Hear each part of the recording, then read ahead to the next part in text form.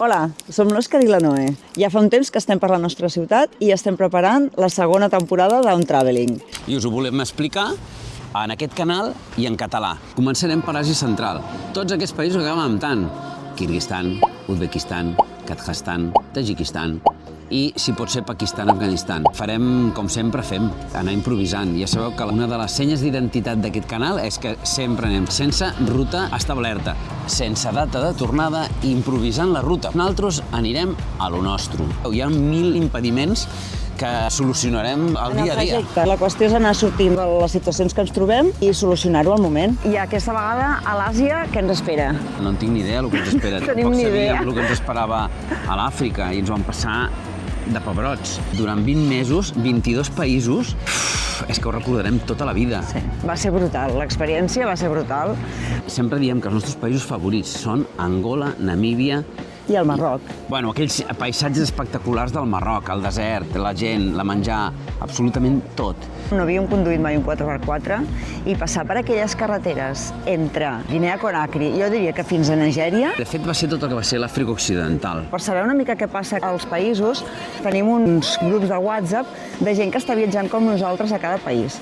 Llavors, quan van començar les pluges, nosaltres vam veure que la gent començava a marxar, però bueno, que ens vam quedar pràcticament sols, diria jo. Desapareixien. I per Togo, que és un país molt petitó, que ningú visita en època de pluges perquè les carreteres estan pràcticament intransitables, i ens vam trobar allà al mig i vam dir, bueno, pues, pa'lante, no? Vam aprendre molt del tema d'orientació, del tema d'off-road. Penseu que nosaltres no en tenim ni idea.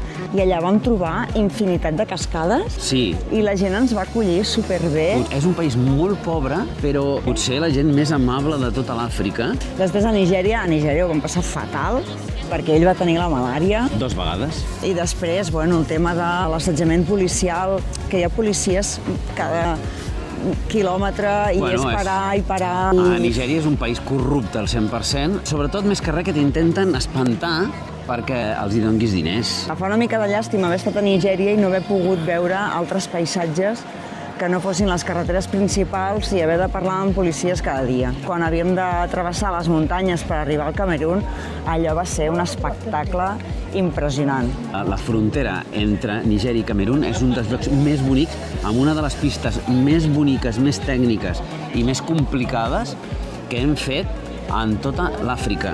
Després de Namíbia, què us hem de dir de Namíbia? Namíbia és... tot és espectacular, però sobretot és la grandiositat que té del sentir-te allí sol, que pots acampar al mig, absolutament al mig del no-res. Al mig del no-res pots acampar i és preciós, aquella Via Làctea que sembla que la puguis tocar, és genial. I Angola... La sorpresa del viatge, ho hem dit 1000 vegades, la sorpresa del viatge. Un altre país que ens va agradar moltíssim, per exemple, va ser Malawi. Malawi és un país que, sobretot, el que és al voltant del llac, és impressionant.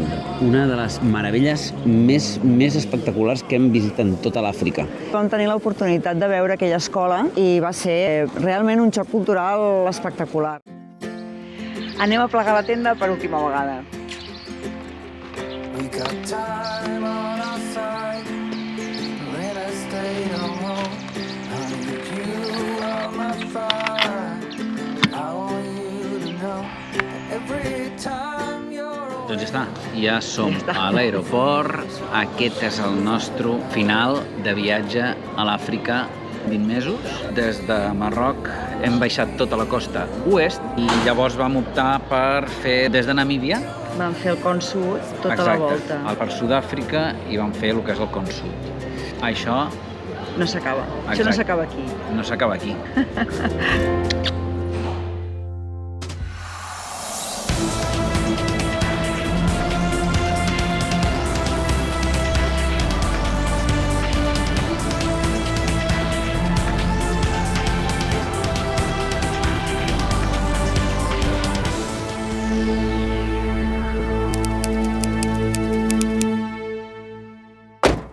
Pànic escènic. Tenim una mica de pànic escènic. Ja el vam tenir a l'Àfrica, i jo crec que no ens en recordem, i jo crec que ara en tenim una mica més. És que no anem amb cap mena d'expectativa, que no ens mirem pràcticament ni vídeos, ni pràcticament informació. Nosaltres anem sense saber massa cosa. Perquè el viatge mateix ens sorprengui.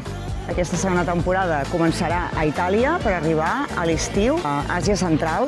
Sortir de Tarragona i agafar un ferri fins a Civitavecchia, estar uns dies a Itàlia fins a Brindisi. Llavors ensenyem aquí el mapa, De Brindisi a un port de Grècia, enfilaríem al nord, travessaríem sencereta Turquia cap a Geòrgia. Hi ha una petita part a Rússia que hem de creuar i llavors hi arribaríem a lo que és Kazakhstan, que és una zona molt desconeguda, però una zona xulíssima per fer off-road i per conèixer noves cultures. I a partir d'allí tenim diverses opcions. L'opció 1, tornar cap a Turquia i si es pogués viatjar a la península aràbiga, doncs fer la península aràbiga, que en tenim moltíssimes ganes. L'opció 2 seria ampliar cap a Mongòlia.